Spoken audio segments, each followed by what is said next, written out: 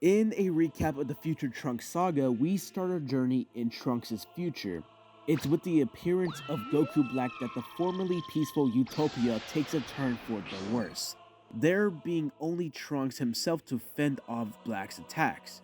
But when Trunks travels back to the past to warn everyone, the heroes makes a terrifying discovery. Black himself utilized a time machine and was able to travel back to the past along with Trunks.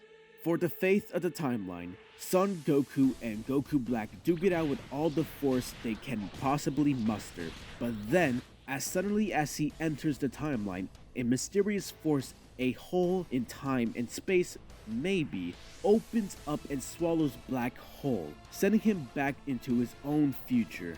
Greeted by the ruins of the former cities again, Black clenches his chest and chuckles menacingly with the memories of his fight with Son Goku very fresh in his memory. He uses the techniques he learned in his time in the past to wreak even further destruction, pushing himself further and further, bringing himself great satisfaction from the sheer power that courses through him.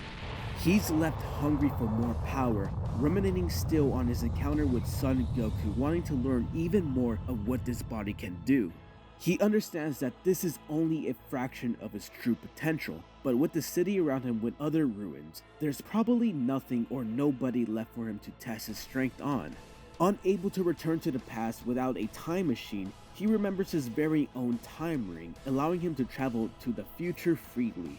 These fighting instincts remind him very fiercely of the drive and characteristics of the Saiyan race as a whole. Black wonders if this is the true nature and purpose of a Saiyan, before finally making the jump to the future with his time ring. But the future he lands isn't particular one that he had in mind. Upon arriving, Goku Black stares down at the world. It's far more peaceful and picturesque than he could ever believe. Everyone is alive and happy, leading him to draw upon the knowledge that Gaosu taught him about the alternate timelines. But in this happy land, he believes Son Goku has to be around somewhere, and he shoots off to find him. Meanwhile, at the house of Son Goku and Chi-Chi, with Goku still under rejuvenating effects of the Dragon Balls, he senses a presence powering him right at him. He speeds off to meet this force in the middle of much of the annoyance of Chi-Chi. Flying head onto each other, Goku gaps in shock while Goku Black only smirks. Goku recognizes Black as a Saiyan and vice versa. But Black is confused as to his opponent's age, surely he should be in the future and not in the past. Goku gives him a TLDR of GT before demanding Black's motive for being here. Black details everything, how he as Zamasu stole Goku's body, and how he wishes to push the Saiyan race even further through the art of Mortal Kombat against, well, himself.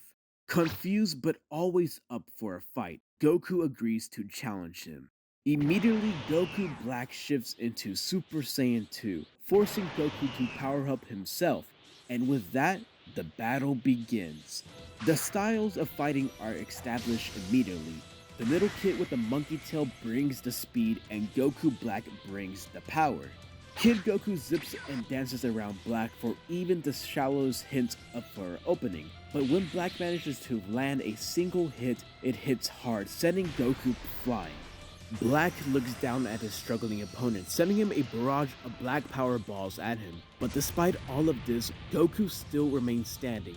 Black scolds him for holding back, coding and goading the Monkey Kid for not fighting at full power.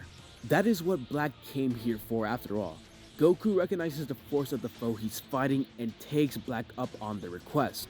Going even further, he pulls out all the stops and levitates himself from level 2 to level 3. With his hair now full golden mane, Goku achieves Super Saiyan 3, cockily shouting that he's in for the full power of Son Goku. With the power of Super Saiyan 3, Goku's speed and instincts manage to completely overpower Black, brushing him down with a flurry of kicks and driving him straight into the ground. Black is not hurt though, and far from down and out, and he even thanks Goku. In the heat of the battle, he explains that he has managed to help him draw out even more power, and each hit he endures only makes him stronger. With this, he's also able to shift into Super Saiyan 3 and the battle is anyone's game again. Caught in a series of struggles, punches, and kicks, it's ultimately the larger Black that scores a critical hit against Goku, jettiling him into the ground again. As Black hovers around the cloud dust, Goku shoots back up again, ever relentless, but Black's high ground advantage lets him knee Goku directly in the chest and roundhouse kicks him away.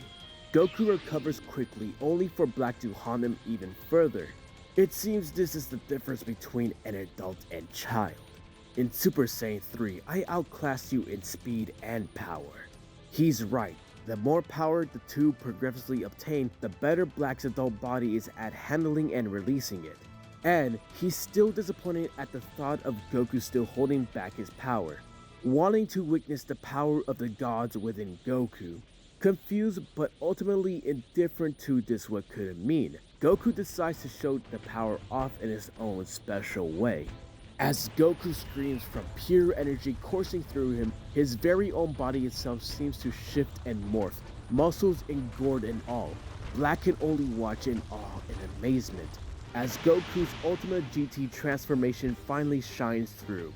The power of Super Saiyan 4, giving him an adult body at last.